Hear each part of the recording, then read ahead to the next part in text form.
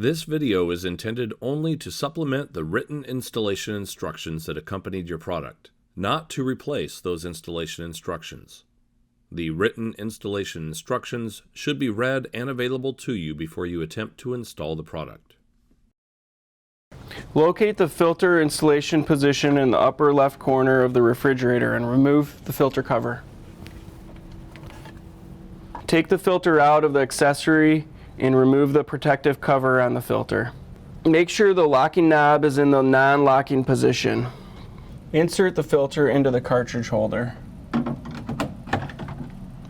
Turn the locking knob clockwise 180 degrees to keep the filter locked.